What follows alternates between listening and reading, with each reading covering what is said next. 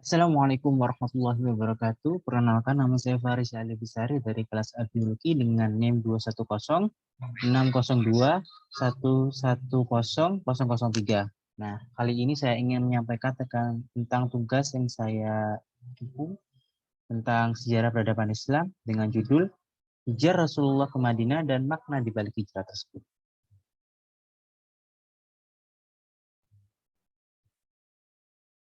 Nah, apa sih makna di balik hijrah itu? Nah, hijrah secara umum berasal dari kata hajaroh yang artinya memutuskan suatu hubungan, yaitu perpindahan dari suatu daerah ke daerah yang lain. Dan kata hijrah itu dapat menyangkup dari banyak arti, yang antara lain meninggalkan, pergi di bumi, perpindahan dari suatu daerah ke daerah yang lainnya. Sebenarnya juga ucapan yang keluar dari daratan dan ke daratan lainnya. Sedangkan menurut istilah, hijrah adalah keberangkatan baginda Nabi Shallallahu Alaihi Wasallam dari kota Mekah menuju kota Madinah. Nah, dalam konteks Islam, hijrah merujuk pada sebuah perpindahan baginda Nabi SAW, kemudian dengan para sahabat dan kaum muhajirin yang ikut berpindah ke Mekah menuju Yatsrib Madinah. Nah, manakala dalam konteks syaratnya, beliau bermaksud meninggalkan dan keluar dari negara kufur untuk berpindah ke negara Islam.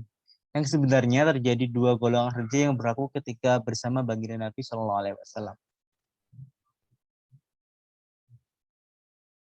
Nah, perpindahan para sahabat yang bermula dari kota Mekah menuju Habasyah pada tahun kelima setelah Nabi Muhammad SAW menjadi Rasul dalam ayat berikut Al-Nahl surah ke-14, Allah Subhanahu wa taala berfirman, "Walladzina hajjuru fillahi min ba'di ma dhulimu lanubawwannahum fi dulyan hasanah walarul akhirati akbaru law kanu ya'lamun."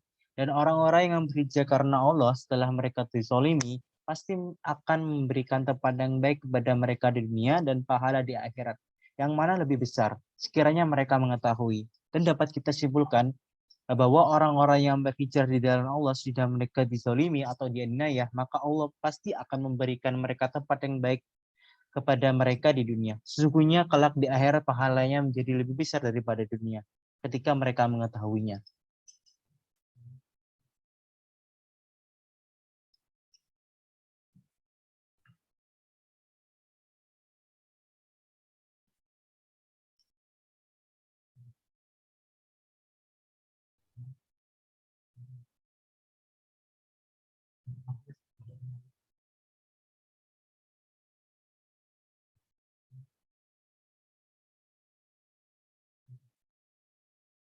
Nah, selanjutnya latar belakang hijrah. Di balik hijrah, hal yang melatar belakangi dan beliau berhijrah ke Madinah adalah dari kekejaman kaum kafir Quraisy terhadap kaum muslimin karena banyak yang tidak setuju dengan ajaran Nabi Muhammad SAW.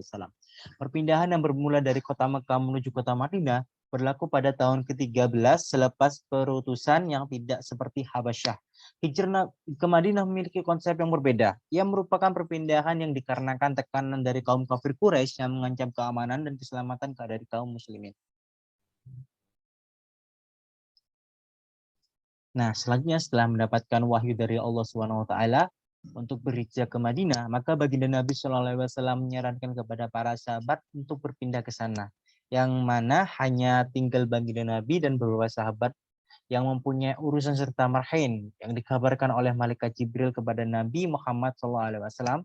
Maka baginda Nabi SAW menyuruh Sayyidina Ali agar tidur di tempat beliau, kemudian Rasulullah menuju ke rumah Abu Bakar untuk menceritakan keizinan dan ikut serta berhijrah bersamanya. Nah, dari karena itu, sahabat Abu Bakar radhiyallahu an mengatur beberapa strategi, antaranya dengan membeli unta sebagai kendaraan.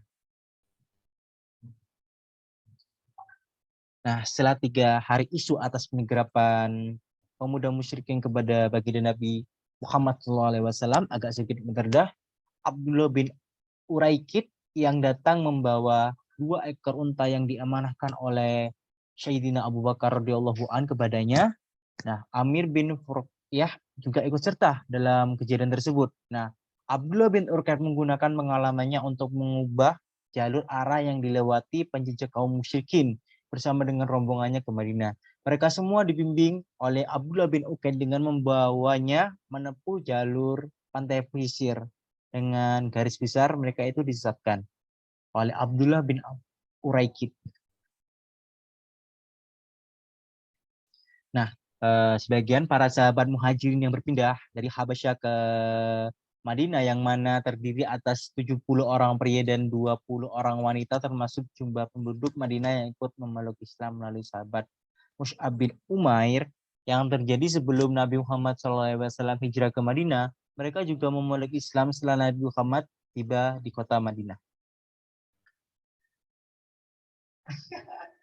Nah, yang ketiga ialah orang-orang yang paling berpengaruh.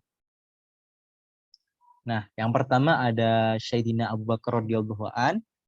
Beliau ialah sahabat karib yang turut serta dalam peristiwa ini, teman sekaligus tempat berunding yang senantiasa berada di samping baginda Nabi SAW. Antara lain tugas beliau dalam peristiwa hijrah dapat disimpulkan sebagai berikut: sebagai teman mengiringi perjalanan, menambah keyakinan dan menghilangkan kegurasan.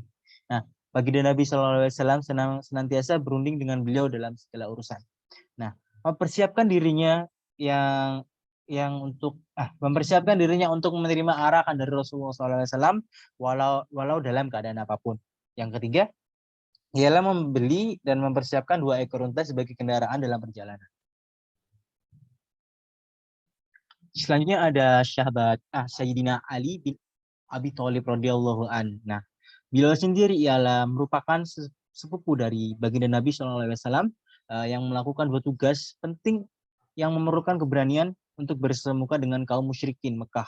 Tugas tersebut antara lain ialah tidur di atas kasur Rasulullah SAW serta berselimut dengan selimut hijau baginda dengan tujuan untuk memperdaya kaum musyrikin.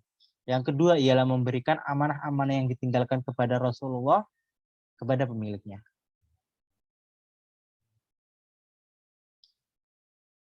Yang ketiga ada sahabat Abdullah bin Uraikid.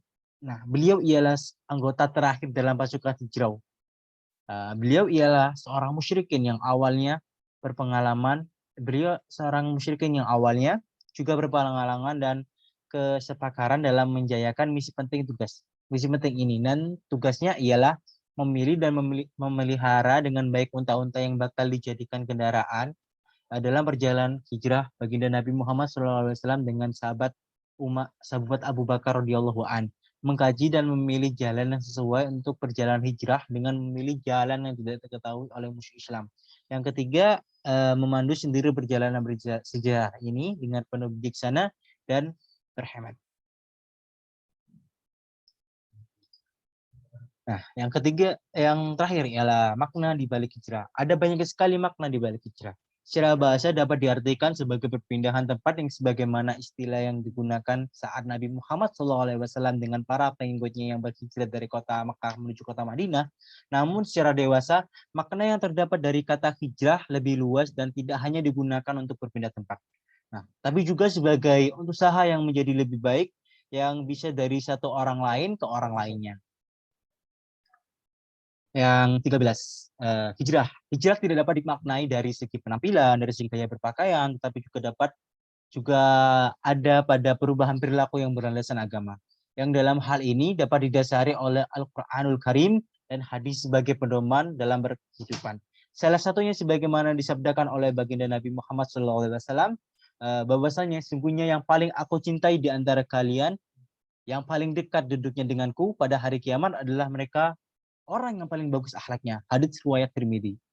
Yang kedua, Rasulullah SAW dengan suri teladan yang baik akhlaknya, sehingga Allah memberitakan untuk mengikuti Nabi Muhammad SAW. Sesungguhnya tidak ada pada diri Rasulullah itu sendiri suri teladan yang baik. Sesungguhnya telah ada pada diri Rasulullah itu sendiri suri teladan yang baik. Quran surat Al-Ahzab ayat ke-21. Nah, kesimpulannya dari tugas saya ini, dalam proses hijrah seseorang, salah satu indikator yang signifikan yang senantiasa selalu meningkatkan pengetahuan agama, agar perubahan yang dilakukan tidak melenceng dari agama, dan upaya meningkatkannya dalam bentuk penampilan perilaku yang baik. Oleh karenanya, hijrah juga dimaknai dalam kaitan peningkatan pengetahuan agama, yang mana dalam konteks kali ini dapat kita simpulkan bahwasanya hijrah merupakan suatu perjalanan yang dilakukan oleh baginda Nabi Muhammad SAW, dan mana konteks hijrah itu tidak selalu menyangkut pada konteks perjalanan hijrah tersebut, tapi juga kita dapat memaknainya dengan makna yang lebih makna yang lain, seperti halnya menjadi yang lebih baik, seperti konteks selalu berjalan mengikuti keagamaan ini, seperti halnya tidak melenceng dari ajaran agama, dan upaya semakin meningkatkannya dalam bentuk penampilan perilaku yang baik. Maka hijrah dapat dikatakan juga sebagai jalan menuju kebaikan, yang mana dapat mendorong awalnya orang itu buruk menjadi yang awalnya itu orang yang buruk, dan maka orang itu menginginkan untuk bekerja menuju jalan yang lebih baik ke depan. Nah, mungkin sekian dari saya, Farisa Adi Besari. Mungkin ada seberapa salah saya dikit kata dalam berucap. Mungkin sekian dari saya. Ihdinas siratal mustaqim. Wassalamualaikum warahmatullahi wabarakatuh. Mungkin nanti ada sebagian pertanyaan dapat dipertanyakan dari judul dari PPT saya ini. Silahkan untuk komen di bawah jika mungkin ada pertanyaan yang dapat ditanyakan oleh teman-teman berikut. Sekian. Assalamualaikum warahmatullahi wabarakatuh. Oh, ya. Sahih.